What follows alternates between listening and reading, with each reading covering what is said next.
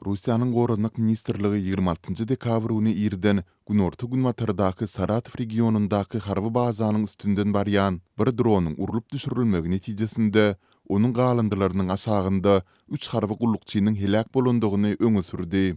26 dekabrda Moskwa wagty bilen 01:35-de Ukrainanyň pilotsuz howa seristesi pes ağırlykda Saratov regionundaky Engels howa bazasyna arlaşmagy netijesinde urulyp düşürildi diýip Russiýanyň Gorunlyk Ministrligi habar berdi. Dronyň galandylarynyň gaçmagy netijesinde Russiýanyň tehniki şahsy düzüminden 3 gullukçy agyr yaralanyp helak boldy diýip beýanatda bellenilýär. Mundan öň Russiýa ýurdun howa we älim güýçleri tarapyndan dolandyrylýan bu harby howa bazasynda partlamalaryň bolandygyny hem habar beripdi. Bu şu aýyň dowamında Moskwanyň Kiýewiň amala aşyrandygyny aýdýan gurrungy gidýän harby baza edilen ikinji hüjüm boldy. Bazı Telegram kanalynyň maglumatyna görä, yerli ýaşaýjylar howa hüjümünden gorunuş signallarynyň ýanglanandygyny we şäherde partlamalaryň sesleriniň işdilendigini belläpdiler. Russiýanyň sosial ulgamlarynda peýda bolan suratlarda bazydaky tutuşan ody görse bolýar. Şeýle-de gözükçilik kameralarynyň uly partlamanyň dürän pursudyny ýazga alan gysga videosyny siňnese bolýar.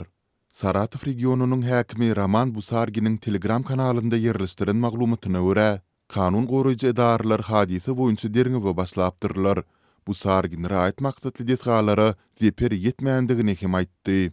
5 dekabrda Russiýa Ukrainanyň söwüş meýdanyndan yüzlerçe kilometr aralykda ýerleşen bu baza edilen hüjümüň arkasynda Kiýewiň durandygyny öňe sürdi. Bu baza Ukrainanyň gündogrundaky Kiýew tarapyndan gözükçüligi edilen sewitlerden 700 kilometr uzaklykda ýerleşýär. Ukrain güýçleri 10 ay bäri Russiýanyň esassız başladan urşunyň çäginde basyp alyjylara garşy görüşýärler.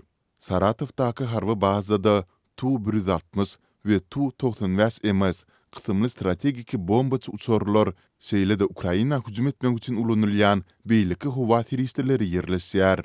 Satelit suratlarynda 5 dekabrdaky hüjümde Tu-95 kysymly uçura zeper ýetendigini meňzeýändigini görse bolýar.